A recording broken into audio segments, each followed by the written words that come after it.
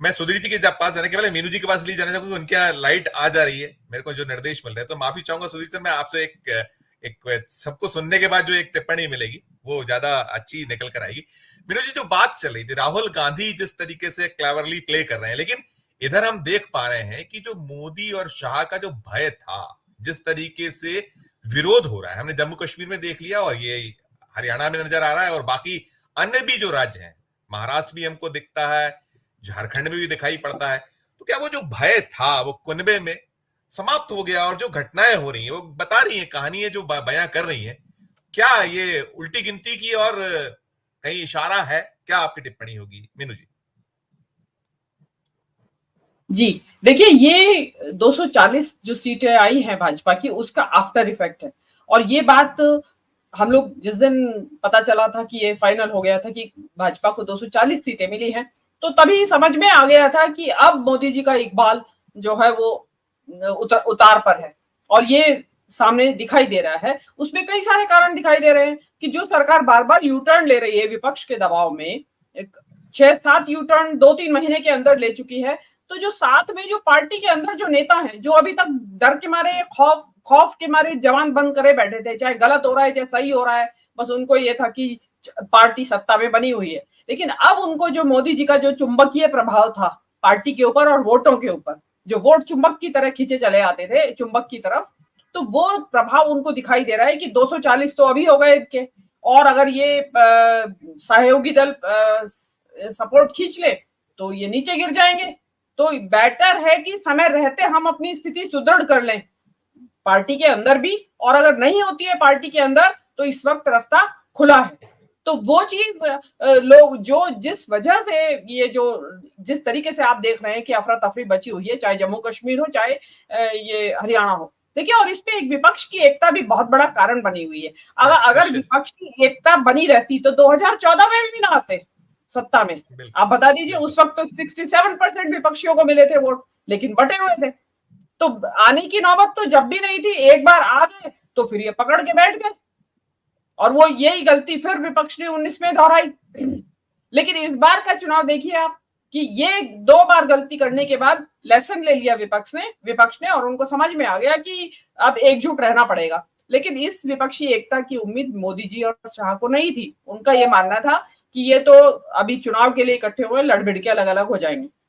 लेकिन अब विपक्ष को भी समझ में आ गया है कि अगर इकट्ठे नहीं हुए तो सब टांगे जाओगे। देख रहे हैं कि मुख्यमंत्री तक को नहीं छोड़ रहे हैं, मतलब आपने सलाखों के पीछे कर दिया है। जो जो सामने आ जाए, मतलब बुलडोजर चल रहा है उनका, जो आ जाए कुचला जाएगा, हॉर्न नहीं दिया जाएगा, कुछ नहीं, सब आना चाहिए सामने उनके। तो वो चीज जो है वो विपक्षियों को भी समझ में आ रही है और वो दिखाई दे रहा है।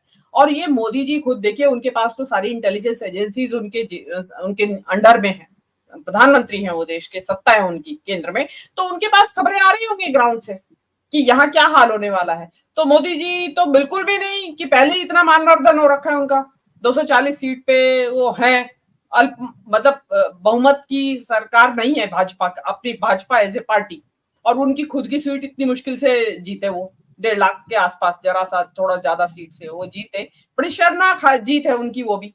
तो अब उनको वो समझ में आ रहा है, तो वो और नया एडिशन अपनी जो अपनी एक छवि जो दर्पण जो धूमिल पड़ता जा रहा है उसमें वो नहीं चाहते कि और नए ये 2 राज्यों की, जिसमें कि जो अभी हरियाणा में बता रहे हैं, तो ये तो मोदी जी ने असल में हरियाणवी मिजाज का जो स्वाद है ना, चखा नहीं कभी। हरियाणा का मिजाज ही अलग होता है जी, बिल्कुल अलग होता है। तो अब क्योंकि हरियाणा वालों के भी हाथ में आ गई आज बाजी, वो समझ गए पहले ही, तो वो तो फिर अपना मिजाज दिखाए बगैर थोड़ी मानेंगे। जो ये हो रहा है हरियाणा में, आप देखिए, ये इस जो शिवरान साहब ने कहा कि ये ऐसा किसी राज्य में नहीं हुआ, इतनी उठा पटक, मतलब ये तो वो जिसको कहते हैं ना कि दिमाग में अगर समा गई है तो फिर समा गई है, करके रहेंगे उसको।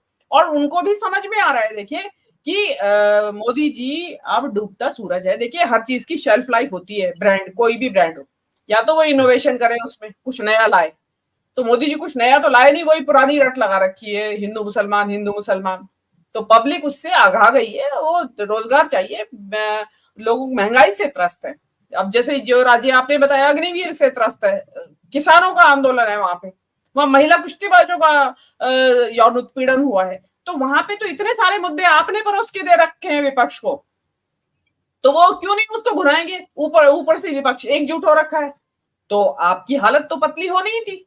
अब भाई ये आपकी कमी है कि आपका वो राजनीतिक चातुर्य कहाँ गया?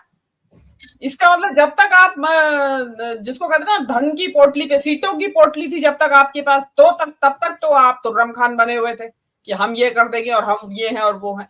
लेकिन जैसे ही आपके पास संख्या बल घटा और आपका आत्मविश्वास खत्म, तो मोदी जी जो जिसको कहा जा रहा है कि इधर उधर भागे फिर रहे हैं, अभी आके अमेरिका जाएंगे, तो प्रचार कब करेंगे? तो बीच में बसता ही नहीं है, एक आध दिन जाएंगे, उसमें ये कह दिया जाएगा कि भी मोदी जी तो देखो आए नहीं थे, तो कहां से जीतते? मोदी जी आते तो जीतते। लेकिन मोदी जी को पता है अंदर खाने कि मोदी जी वहां चाहे जाके डेरा भी जमा दे तो भी अब वहां पे स्थिति सुधरने वाली नहीं है। क्योंकि ये जो इन्होंने जो किया है ना, कि जो एक जो इस वक्त मुझे ऐसा लग रहा है जम्मू कश्मीर और इसमें तो अन्य मुद्दों के अलावा ये जो भागदड़ मची हुई है, वो एक कारण ये भी है कि जो बाहर के जो लोगों को ला के जो अन्य पार्टियों से लाया जा रहा है, कि इनका एक मकसद हमेशा रहा बाय हुक और बाय क्रूक, मतलब कुछ भी किसी भी तरीके से चुनाव को जीतता है।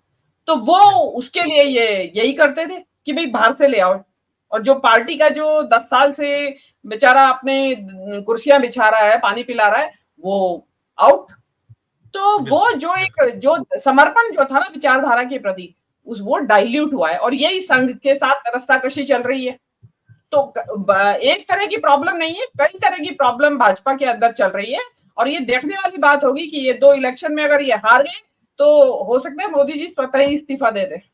जी मीनू जी, हम लोग जो चर्चा कर रहे थे कि जिस तरीके से बच रहे हैं मोदी जी, नहीं वो मैदान में निकल कर आ पा रहे हैं, नहीं आ रहे हैं, इसके पीछे सिर्फ और सिर्फ सोच यही कि ठीकरा नहीं फूटे, सिंगल सोच यही होगा। इसके अलावा मुझे नहीं लगता कि, और ये भी एक कहीं निकल के आता दिखता है कि ये 2 राज्य गंवा दीजिए, आगे शायद हम जो यहां दिख रहा है, दोनों जम्मू कश्मीर भी हालात ऐसे ही है और हरियाणा भी ऐसे ही है, और जो उनकी फैसले हो रहे हैं वो भी कहीं ना कहीं परिलक्षित उनमें हो रहा है कि उन्होंने इसमें बहुत जोर जो लगाया जाता था, जो बीजेपी जिन्हें चाणक्य कहती ना, वो जोर लगाते दिखते हैं, और मोदी जी तो लापता है ही सीन से।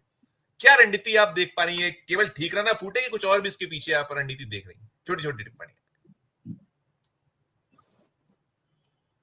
अनम्यूट कीजिएगा प्लीज, अनम्यूट कीजिए, तो आपने जो सवाल पूछा उसका भी जवाब दे दूं। उससे पहले आप यहाँ चर्चा हो रही है भाई ब्रुनेई क्या करने गए थे, और ये बहुत ज्यादा चर्चा में है सवाल, और भागे फिर रहे। ब्रुनेई असल में वो अपने जो अपना बाद का जो जिसको आप वानप्रस्थ कहते हैं ना, उसका इंतजाम करने गए हैं।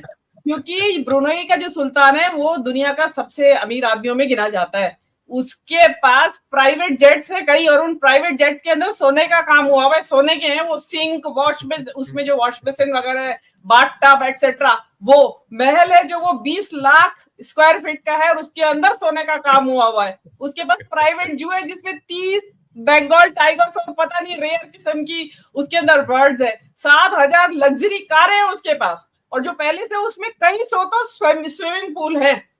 तो मोदी जी ये देखने गए हैं वहां पे, वो देख के अब सोचेंगे कि इसमें से कौन सा चुनाव मुझे करना है, भाई किस तरीके का बनाना है मुझे, सोने का बनवाऊं प्राइवेट जेट या हीरे का चढ़वाऊं, क्या करवाऊं, उसमें क्या करवाना चाहिए। तो मोदी जी इसलिए गए हैं ब्रुनेई। नहीं तो आप जैसे कह रहे हैं कि मतलब क्या है, लेकिन मेरा मानना ऐसा है कि मोदी जी ऐसे बगैर वजह कहीं नहीं जाते। ब्रुनेई के पास ऑयल रिजर्व्स है और वो तेल की ही संपत्ति है उसके पास, तो डेफिनेटली कुछ तेल से ही संबंधित इनके जो A1 और A2 का कुछ काम होगा, कुछ कॉन्ट्रैक्ट दिलवाने होंगे वहां, कुछ ठेके दिलवाने होंगे वहां, तेल खुदाई के कुएं वो जो भी कुछ होगा वो करवाने वो गए हैं। और एक पंथ दो काज उसमें भाई, वो क्योंकि मोदी जी लव्स लग्जरी, तो मोदी जी देखेंगे भाई 7,000 कारें हैं और वो भी सोने में जड़ी हुई है उसमें से कई कारें। तो वो चीजें देखने के लिए गए हैं कि भाई क्योंकि क्या करेंगे अपनी संपत्ति का, तो कुछ तो क्या है कि मजे लो, वो सैर कर दुनिया की गाफिल, तो वो है मोदी जी का। तो अब रही बात ये कि घूमते फिर रहे, देखिए ये वही चक्कर है कि करे क्या इसके अलावा। जीत का देखिए एक होता है कि आदमी को जीत स्वाभाविक तौर पे आ रही है, लेकिन उसने अपनी जो उसके अंदर अहंकार है या उसको नहीं आने दिया, या विनम्रता का भाव बनाए रखा, एटलीस्ट जनता के सामने तो बनाया ही रखा।